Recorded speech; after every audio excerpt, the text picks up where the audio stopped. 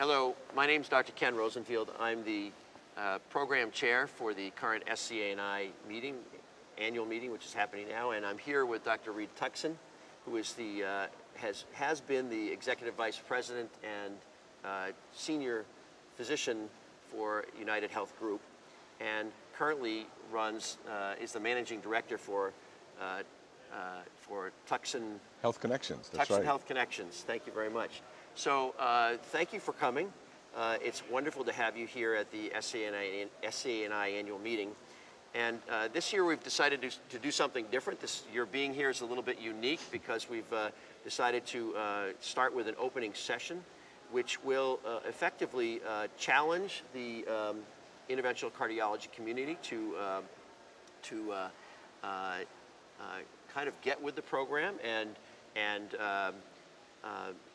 embrace the new both challenges that we face in interventional cardiology, and also take them as an opportunity, if you will. So I'd like to get your perspective from your long experience working for a very large and innovative, actually, healthcare payer, as to how we in interventional cardiology should deal with the new world order in medicine in the United States. What are the challenges that we face, and how should we perceive them as opportunities and use them to advance patient care? One of the things that I think is most important right at the outset is to commend what the interventional cardiology community is doing through its professional society to take on the important challenges. You are well ahead of most of your peers in medicine, and you're to be commended.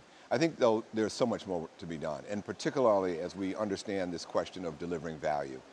The American people can no longer afford to have waste in their critical healthcare assets. We have to use every single one of the tools in the toolbox appropriately at the right time for the right person in the right way. We need much better evidence-based science, and we need that science translated into much more quality and cost-effective care. And even though we are all aware that needs to be done, we really need to get better at achieving it, and we need to achieve that right now.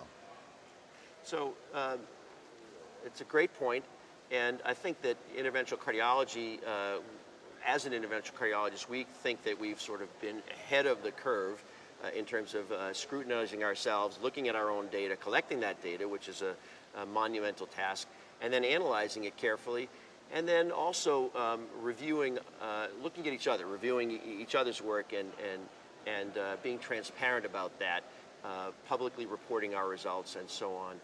So we think we're down that path a little bit of the way, and as you said, I appreciate your commending us for taking on this challenge. I do believe that our community is a responsible one that wants to do the right thing for patients. Sometimes we encounter challenges in that regard, and we're trying to figure out how to navigate that. And you and I have talked a little bit about this. How do we facilitate that happening for the interventional community? What are the barriers, or what are the ways that we can actually reduce those barriers that we face? I think first and foremost, and again, I want to continue to put down as the predicate, commendations for what you are doing. But the urgency of time is your challenge. You simply don't have the time to continue to implement good ideas, to try hard, to be on the right path. You've got to produce results. Everybody in healthcare has to produce results. And one thing that your community needs to understand, because I know you feel like you're being sort of picked on, I get the great pleasure of going around to almost all of the different societies in America. Every single society feels picked on right about now. So the notion is really to change. And I think that what that means in terms of overcoming these barriers, there's no question that you hit the most important tool in the toolbox, which is the data.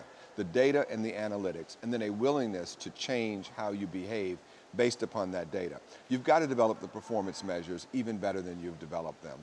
And then you have to recognize that you will be paid in a new relationship in terms of how you are paid for quality and value, but also how your referral network is paid for quality and value. So you're going to need to be very much in cahoots, close together, tied at the hip with the incentives for quality with the comprehensive delivery system, the incentives for quality, and the incentives to use resources appropriately that is patient-centered in the best interest of the individual patient. Those are things you need to move on very rapidly.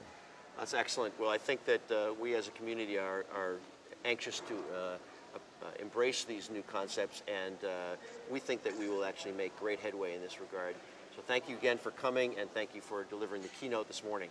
I'm honored to be with the society. I, again, am in huge...